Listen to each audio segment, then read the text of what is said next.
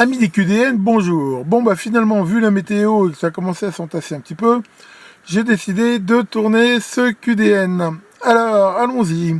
Alors pour commencer, je vous avais déjà montré dans d'autres QDN que j'avais trouvé ces super interrupteurs là, que je trouve vraiment très bien. Et donc je voulais en recommander d'autres, des grands comme ça, noirs. Alors je reconnais que je me suis gouré.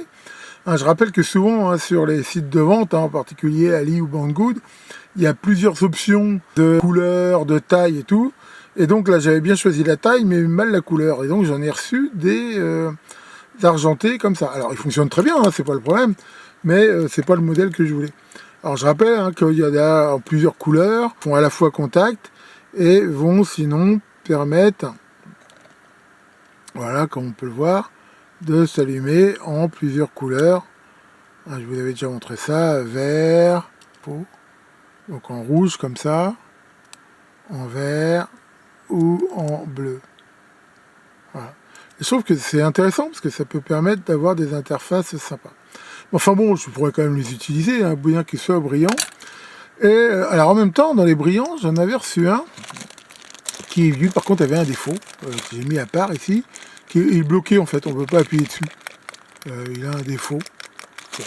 Oui, c'est pas à la mort, mais toujours est-il que donc j'ai envoyé un message au vendeur, et le vendeur, très gentiment, m'a dit que, comme j'en avais recommandé d'autres, il allait m'en remettre un de rechange, et donc il m'en a envoyé un nouveau, mais qui fonctionne. Donc ça, c'est très honnête de sa part.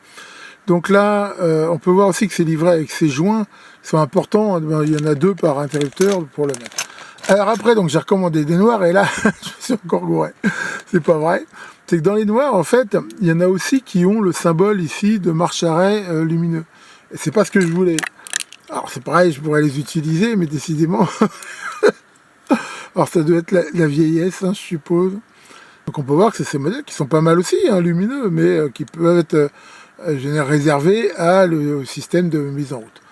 Donc là, j'ai recommandé des noirs, je ne les ai pas encore reçus, mais...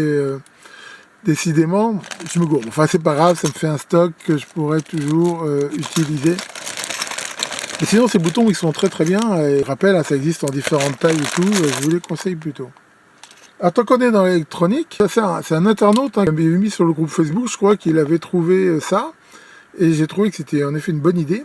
C'est un assortiment, comme on voit souvent sur ces sites-là. Et là, c'est un assortiment de TVS. Alors, des TVS de moyenne de petite puissance, les P6 KE, mais on voit qu'il y a juste de 5 volts à 47 volts. Je rappelle que les TVS, les A et les CA, le CA c'est symétrique, A c'est les asymétriques, on les voit un peu comme une sorte de super diode Zener. Enfin, je vous renvoie sur ma vidéo sur les TVS. Enfin, toujours est-il que là, j'ai trouvé que c'était sympa. Vous avez un petit assortiment, et c'est vrai que c'est des très bonnes protections. Alors pareil, dans le dernier QDN, je vous avais montré que j'avais trouvé ces boîtes là de résistance. Alors j'en avais reçu une par erreur en demi-watt, donc j'avais recommandé en quart de watt. Mais finalement, elles sont pas mal ces résistances. Et donc j'en ai pris ici donc en 1/8 de watt, qui prend beaucoup moins de place. On voit que c'est des résistances qui sont beaucoup plus petites. Comme ça me fait un assortiment. Alors le seul truc, c'est que ils sont gentils, ils les donnent, elles sont notées, on va dire.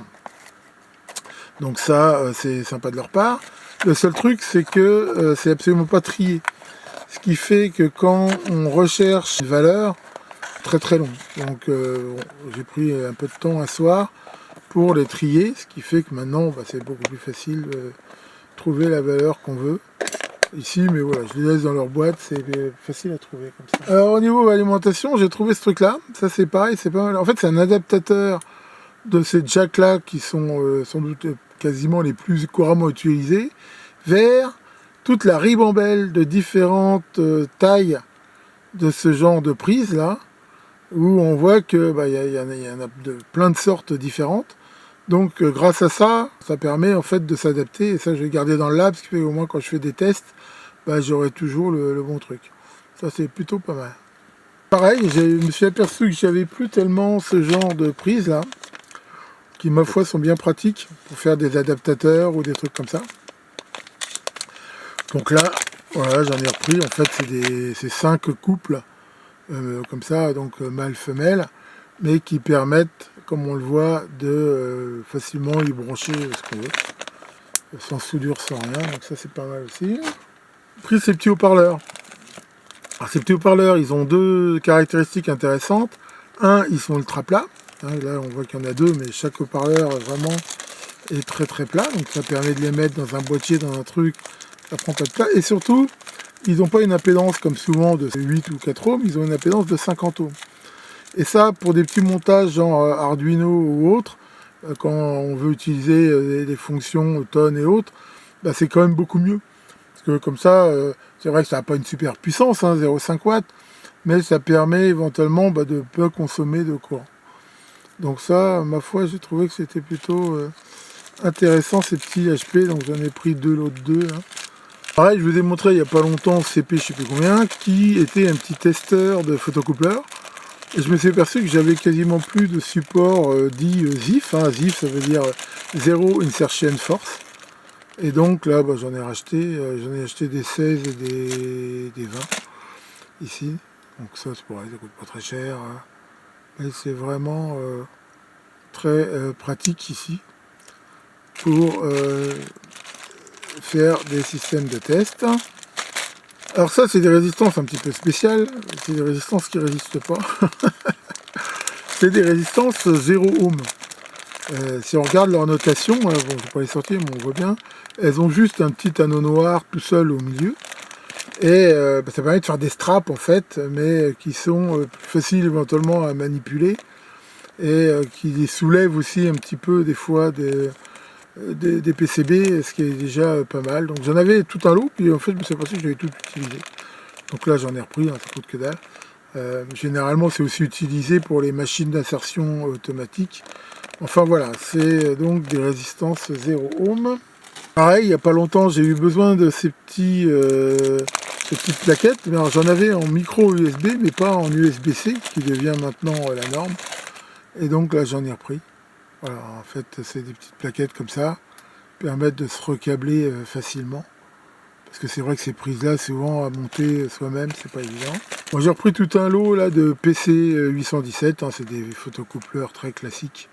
J'ai repris aussi, pour un autre projet, ces petits convertisseurs Boost Boost, là, je vous en ai déjà souvent parlé. Voilà, qui permettent, à partir d'une tension d'entrée, d'avoir en sortie une tension inférieure ou supérieure. Donc, j'ai repris ça.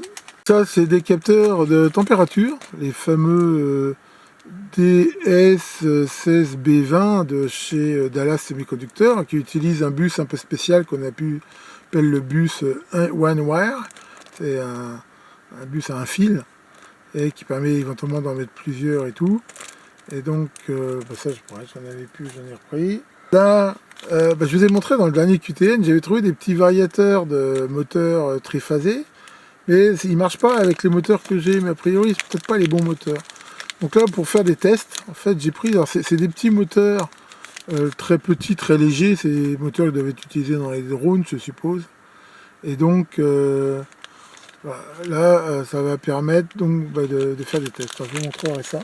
Là, pareil, pour un autre projet que j'ai repris ces ACS 712 qui sont, je rappelle, bon, je ne les sors pas de leur châssis statique, mais qui sont, je rappelle, des capteurs de courant par effet Hall qui marchent en alternatif ou en continu. Là, pareil, j'ai trouvé ce petit cerveau, j'ai trouvé sympa, qui est fait pour avoir un déplacement lent. Mais bon, c'est pour un autre projet que j'ai, je vous montrerai ça. J'ai aussi pris ici ce qu'on appelle des pinces Kelvin, j'en ai souvent parlé, qui sont des pinces qui permettent d'avoir deux fils éventuellement, qu'on peut brancher ici, et ces deux fils permettent d'avoir une mesure qui se fait au plus près du point de connexion, ce qui élimine la résistance des fils.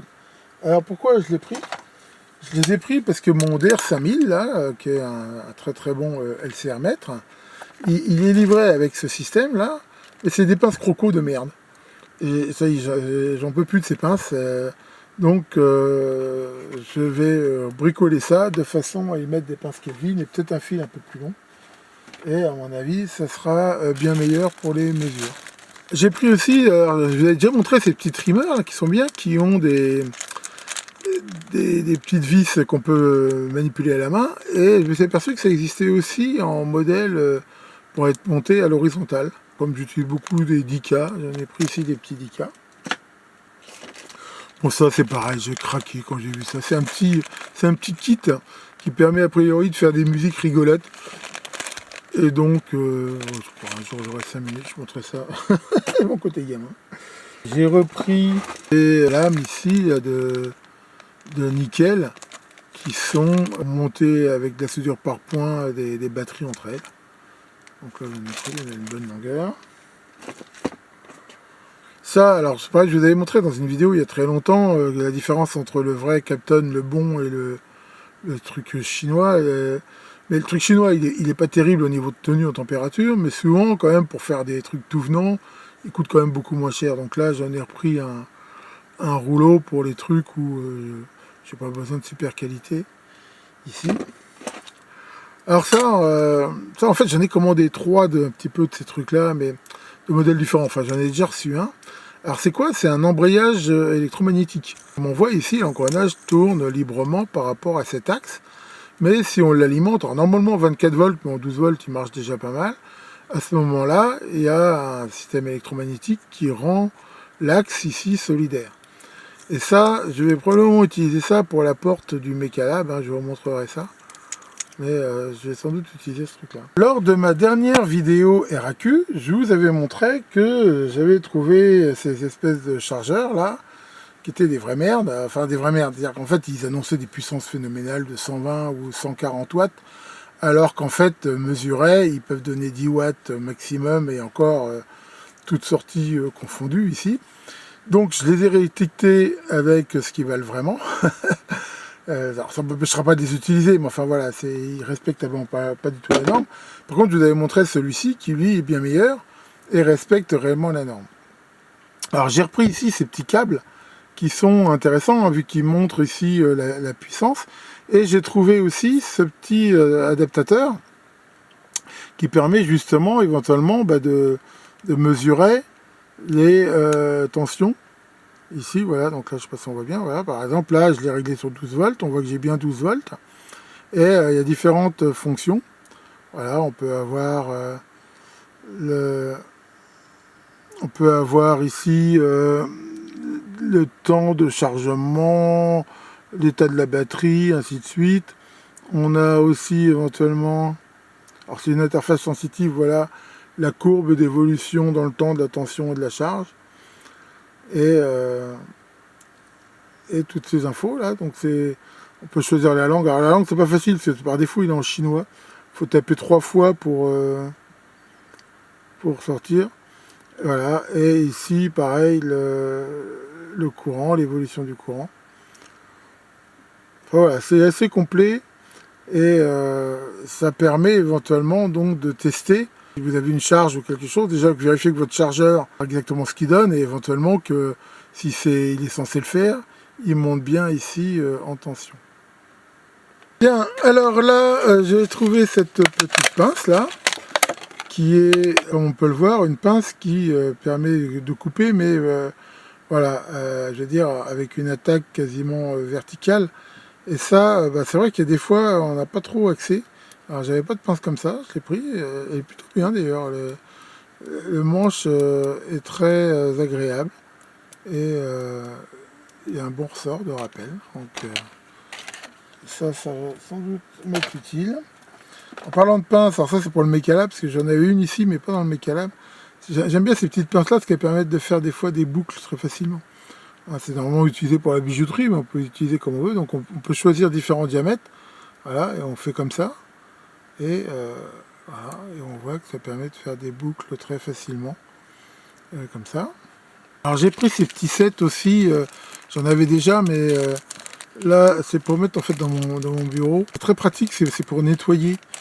Par exemple, typiquement les contacts de piles, quand les piles ont un peu coulé, réparer un peu ce qu'on veut. Alors il y en a plusieurs sortes, on voit qu'en tournant ici le truc, là on a ici une brosse métallique, ici une brosse en laiton et ici une brosse avec des fibres de verre. Alors ça c'est très efficace, par contre il faut faire très attention parce que c'est potentiellement dangereux, il ne faut vraiment pas les sortir beaucoup, Et faut faire attention parce que ça peut faire des débris qui se mettent dans la peau. Ça peut être potentiellement dangereux. Par contre, c'est vraiment très efficace. Je vous conseille vraiment ces outils pour nettoyer ou des fois décaper des trucs avant de les souder et autres. C'est assez pratique. Et là, bah, c'est pareil. Ça fait plusieurs fois que j'en prends. Alors là, ça va être la dernière que j'achète, mais elles sont vraiment bien, ces loupes. Là, j'en ai une ici que j'utilise là. J'en ai une dans mon bureau, mais je me suis dit, il m'en faut une dans le décalage. Et elles sont vraiment bien. C'est des petites loupes toutes bêtes, hein, mais vraiment de bonne qualité en métal. Et qui grossissent, je ne sais plus combien de fois, 30 fois. Et voilà, c'est vraiment très pratique. Surtout comme moi, quand on voit plus grand chose. Un truc qui me fait marrer, c'est que dessus, il y a marqué Made in Germany. Bon. Si ça c'est fait en Germanie, moi je suis sans doute le prochain pape. Après tout, peut-être que c'est vraiment fait en Germanie. Je dis ça dans un sens, j'en sais rien, mais enfin bon. Honnêtement, je reconnais avoir des doutes. Enfin bon, de savoir où c'est fait, à vrai dire, je m'en tape le coquillard. Du moment que c'est un bon produit, c'est tout ce que je demande. Alors, je vous ai montré il n'y a pas longtemps que j'avais acheté un petit étau 10 mm de fraisage Vévor, en fraisage perçage. Et je me suis dit, bah, moi j'aime bien avoir les morts adaptés, donc là je me suis fait la totale. On le rappelle, on trouve tous ces petits morts ici dans différentes tailles de largeur, mais là je l'ai pris 10 cm, 4 pouces, vu que c'est la taille de mon étau. Donc on voit que ça tient avec des trucs magnétiques. Donc ceux-là, c'est des morts en caoutchouc qui permettent de prendre différentes formes, mais sans abîmer les pièces. Là, il y a les mêmes comme ça en nylon. Ceux-là qui sont très bien, qui permettent aussi de bien tenir les pièces, mais ça les abîme pas. Et pareil, là on a carrément ça. Là c'est éventuellement plus dur à tenir, mais voilà, ça permet d'avoir ces V ici qui peuvent tenir différentes pièces. Donc avec ça, je vais pouvoir faire tous mes usinages et mes perçages fraisages en évitant d'abîmer les pièces. Bon là je me suis repris ce petit assortiment de colonnettes, là. Bon c'est tout bête, hein. C'est des colonnettes de différentes tailles, ça sert toujours. J'ai pris ça, alors ça c'est pareil, j'en avais pas tellement.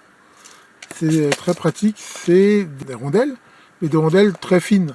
Alors on voit que ça existe en 0,1 mm, 0,2 mm, 0,3 mm, et dans différents diamètres qui vont de 3 à 8. Voilà. Et alors ça c'est bien sûr super intéressant d'avoir ces rondelles qui sont très fines, parce que ça permet éventuellement, voilà, quand on veut faire des ajustements pile pour pas avoir de jeu, de trucs comme ça. J'ai trouvé cet assortiment ici de tarots impériaux, voilà, et que l'on voit ici. Voilà.